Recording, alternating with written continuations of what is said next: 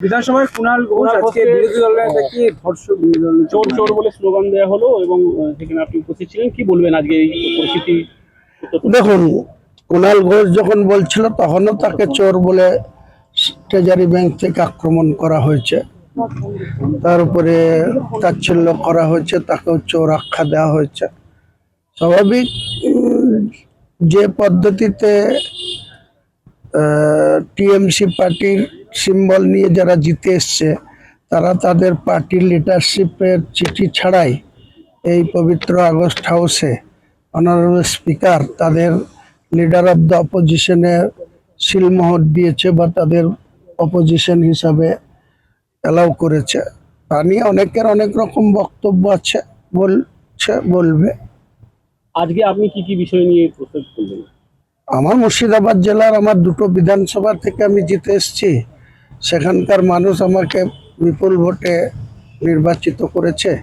সেখানে রাস্তাঘাট থেকে শুরু করে অনেক অনিয়ম হচ্ছে, যে পঞ্চায়েত যারা পঞ্চায়েত সমিতি গ্রাম পঞ্চায়েত যারা দখলে রেখেছে অন্যান্য জায়গায় তাদের বিরুদ্ধে প্রশাসন ব্যবস্থা নিচ্ছে। মুর্শিদাবাদের ক্ষেত্রে দেখছি সেখানকার প্রশাসন কোনো হেলদোল নাই।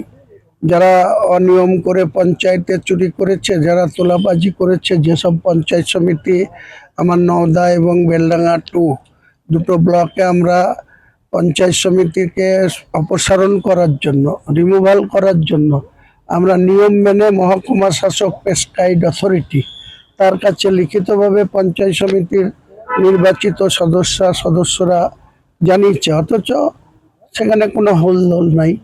2রা জুন মিটিং ডেকেছিল, সেই মিটিং পোস্টপোন করেছে প্রশাসনের অজুহাতে। এসবগুলো তো ঠিক না। এক এক জায়গায় এক এক রকম নিয়ম। আপনি কলকাতার আশপাশে বিনা কারণে কাউন্সিলররা, বড় চেয়ারম্যানরা, এমনকি মেয়র রিজাইন করছে। বহরমপুর পৌরসভার পৌরপিতা রিজাইন করছে, কাঁদি রিজাইন করছে, বেলডাঙ্গা রিজাইন করছে। একই জায়গায় নওদা পঞ্চায়েত সমিতি তাদের রিমুভাল করার জন্য, তাদেরকে অপসারণ করার জন্য যখন নোটিশ দেওয়া হচ্ছে লিগ্যালভাবে প্রেসক্রাইব অথরিটির কাছে, তখন আর সেটা কার্যকরী হচ্ছে না। তাহলে ডাল মে কুচ কালা হয়। এক এক জায়গায় এক এক রকম নিয়ম, এটা তো হতে পারে না।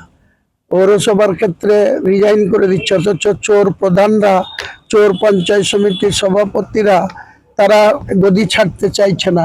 এখনো তারা অনিয়ম করে বসে আছে, এখনো তারা চুরি বাটপরির মধ্যে জড়িয়ে আছে। তাহলে তাদের বিরুদ্ধে সরকারের কি উদ্দেশ্য, কি তারা চাইছে, সেটাই তো আমরা বুঝতে পারছি। বিধানসভা অভ্যন্তরে বলছেন যে যে রেড রোড নিয়ে এটা বিতর্ক তৈরি হয়েছে, সেখানে দেখা যাচ্ছে যে মানে মুসলিমদেরকে নামাজ পড়তে দেওয়া হয়নি, অথচ দেখা যাচ্ছে আপনার রেড রোডে আপনার 7 দিন ধরে যোগ দিবস রয়েছে। ধরেন যে লঙ্কায় যায় সে রাবণ হয়। এনারা বিরোধী আসনে ছিল, তখন এনারা মিটিং মিছিল করতে গিয়ে বাধা পেয়েছে। এনারা সেখানে কোনো জায়গায় ইচ্ছে মতো সভা করতে পারেনি, হাইকোর্টে যেতে হয়েছে। মুখ্যমন্ত্রী আজকেও হাউসের ভিতরে সেসব পরিসংখ্যান দিয়ে বক্তব্য রেখেছেন। কাজেই এখন গদি পাল্টে গেছে, এখন বিরোধীতে ছিল, তারা শাসকে এসছে, তারা মর্জি মোতাবেক এসব সিদ্ধান্ত নিচ্ছে। সেখানে মানুষ দেখবে, যেসব মানুষ বিরোধী থেকে ক্ষমতায় আনে আবার তাদেরকেই ক্ষমতাচ্যুত করে আবার শাসক দলকে বিরোধী আসনে পাঠিয়ে দেয়।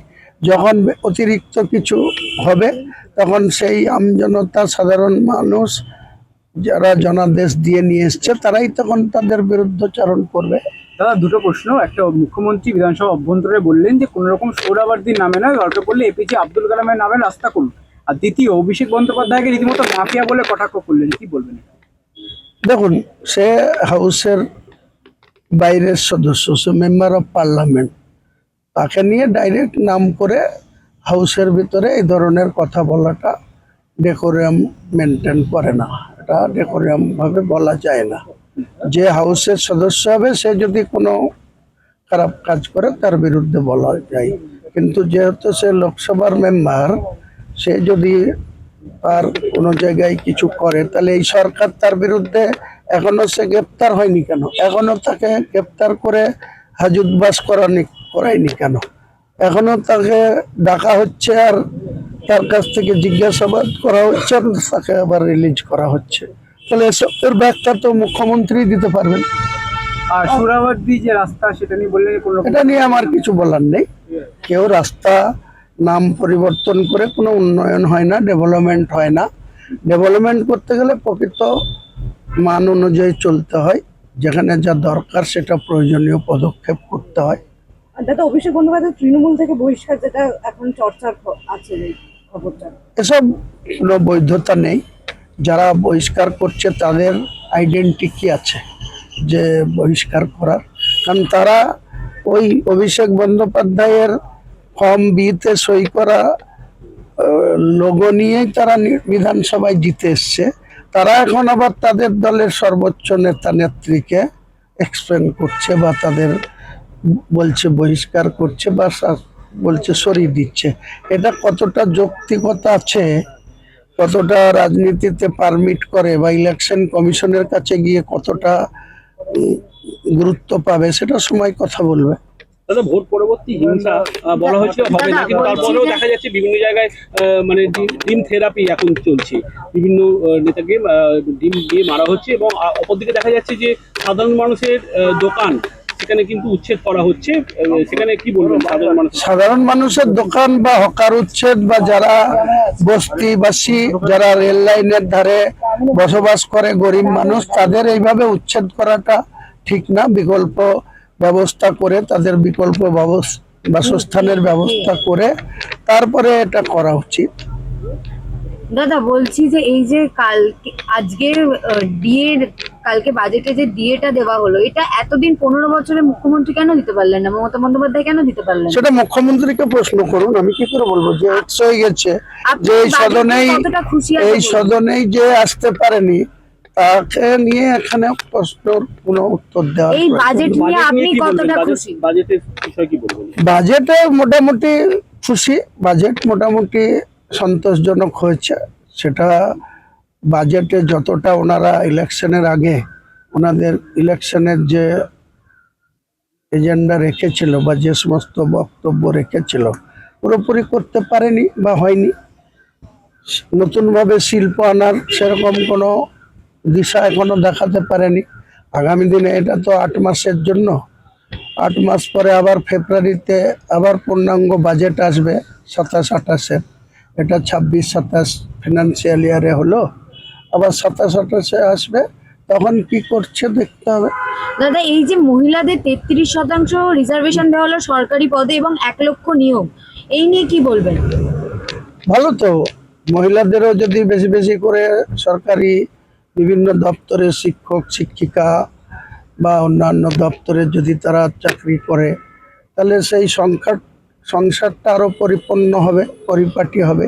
তো যারা যোগ্য মহিলা, যারা পড়াশোনা করে বাড়িতে গৃহিণী হিসাবে আছে বা তাদের পরিবারের বোঝা হয়ে আছে, তারা নিশ্চয়ই যদি একটা চাকরি পায় যোগ্য অনুসারে, তা খারাপ কি? এটা দাদা, মাইনরিটির ক্ষেত্রে এই বাজেট কতটা মনে হয় যে মাইনরিটির কতটা হেল্প করবে? মাইনরিটিদের বঞ্চিত করা হয়েছে, তাদের কাটছাট করা হয়েছে বাজেটে বরাদ্দ।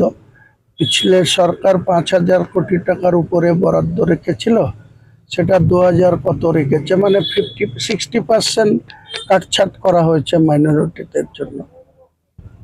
অথচ তাদেরকে তাদের মাদ্রাসা শিক্ষা প্রতিষ্ঠানে বন্দে মাতরম গানের জন্য নির্দেশ পাঠানো হচ্ছে। অথচ তারা মাইনরিটি, মানে তো শুধু মুসলিম না, মাইনরিটির মধ্যে তো আদার কমিউনিটিও আছে, সনাতন ধর্মাবলম্বী মানুষও আছে মাইনরিটির মধ্যে। তো তাদের দিলীপ ঘোষ বলছেন যে মুসলিমরা কোন হরিদাস পাল, এ বিষয়ে কি বলবেন? দিলীপ ঘোষের ওসব কথার জবাব দেয়। দিলীপ ঘোষ যা খুশি তাই মুখে আসে বলে দেয়। এমনিতে কথাতে আছে, ঘোষ হচ্ছে 60 বছরে নাবালক, তাই না? 62 বছর চলছে, নাবালকের তালিকা সবে ক্রস করেছে। সাবালক হোক, একটু সময় যাক, তখন দেখবেন এসব উল্টো পাল্টা কথাবার্তা বলা ছেড়ে দেবে। কারণ এটা ভারতবর্ষ, সংবিধান দিলীপ ঘোষকেও যতটুকু অধিকার দিয়েছে, হুমায়ুন কবিরকে একই অধিকার দিয়েছে। এই যে ভাতার রাজনীতি, একসময় বিগত দিনে আপনারাও সবাই বলছেন যে ভাতা দেওয়া হচ্ছে, সেই ভাতাকে দেখা যাচ্ছে ডবল করে দেওয়া হচ্ছে বিভিন্ন ক্ষেত্রে, কি বলবেন এই ব্যাপারে? সাধারণ মানুষ তাৎক্ষণিক কিছু উপকৃত হয়, দীর্ঘমেয়াদী হয় না। তো তাৎক্ষণিক উপকৃত বিগত সরকারও এইসবকে প্রাধান্য দিয়ে গিয়েছে, প্রায়োরিটি দিয়ে গিয়েছে। এখন এই সরকারও সেটার থেকে সরতে পারছে না। চাকরি বাকরি হলে, কর্মসংস্থান হলে তখন এইসব তাৎক্ষণিক যে সুবিধা, এটা না পেলেও কারো কোনো অসুবিধা হয় না। দাদা এই যে কালকে অভিষেক বন্দ্যোপাধ্যায় এবং তৃণমূল কংগ্রেসের যিনি স্রষ্টা সেই মমতা বন্দ্যোপাধ্যায়কে সেই দল থেকে বহিষ্কার করে দেওয়া হলো, এবং মমতা বন্দ্যোপাধ্যায় যে ডান ও বাঁ হাত ববি হাকিম ও অরূপ বিশ্বাসকে প্রধান একটি পদে বসানো হলো, কি বলবেন এই তৃণমূল? এসব অকৃতজ্ঞ, এসব মানে মেরুদণ্ডহীন মানুষদের কোনো সিদ্ধান্ত বা তাদের কোনো কথাবার্তা নিয়ে আমি কোনো কথা বলতে আর চাই না, কুণাল কারণ ঘোষ- এদেরকে মানুষের মধ্যে মনে করি না। এরা স্বার্থলোভী মানুষ, নিজের কায়েমি স্বার্থকে অটুট রাখার জন্য এসব করছে।